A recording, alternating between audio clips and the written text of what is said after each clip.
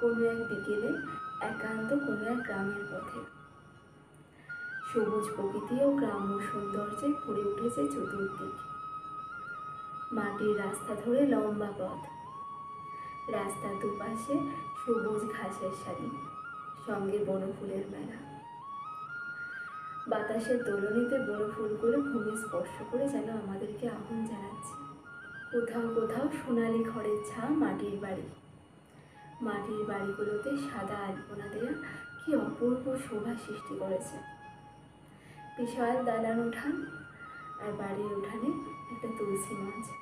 বিশুদ্ধ বাতাসে ডাল ভরা তুলসী পাতাগুলো আন্দোলিত হয়ে একটা পবিত্র শীতল ও শান্তির ছাওয়ায় পুরো বাড়িটাকে আচ্ছাদন করেছে।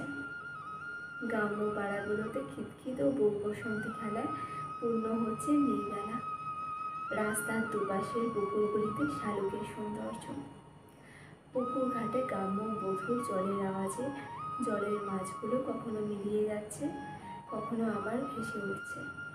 রাস্তা ধরে আরও এগিয়ে চললে বিস্তর ফাঁকা মাঠ, সবুজ ধান খেতে পরিপূর্ণ।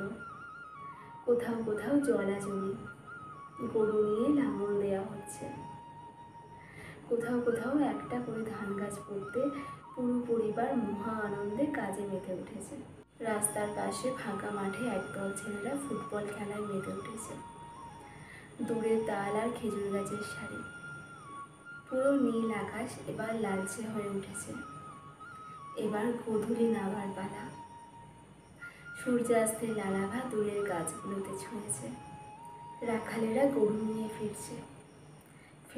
একদল ছেলেরা খোশ মেজাজে অত্যন্ত খেলায় তাদের ক্লান্ত শরীর নিয়ে।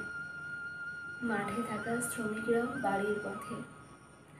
সন্ধে নাবাতে উড়ে যাচ্ছে এক ঝাঁক পাখি তাদের বাসার উদ্দেশ্যে।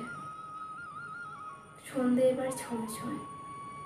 প্রদীপ, লণ্ঠন, হ্যারিকেনের আলোয় যেমন প্রত্যেকটা বাড়ি আলোকিত হচ্ছে, ঠিক তেমনই ঝাঁকে ঝাঁকে জোনাকির আলোতে গ্রাম্য প্রকৃতির সৌন্দর্য বর্ষণ হচ্ছে। বাড়ির প্রতিটি তুলসী তলায় প্রদীপ জ্বলে উঠেছে।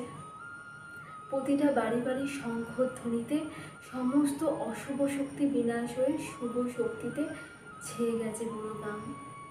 শীতল স্নিগ্ধ বাতাসে পুরো গ্রামে ছেয়ে গেছে শান্তির অবগাহন। মুখরিত আমি গ্রাম্য সবুজেতে, মুখরিত আমি গ্রাম্য প্রকৃতিতে, মুখরিত আমি গ্রাম্য বধূয়াতে, মুখরিত আমি গ্রাম্য বধূরিতে, মুখরিত আমি আমার গ্রাম, আমার গ্রাম্য প্রকৃতিতে।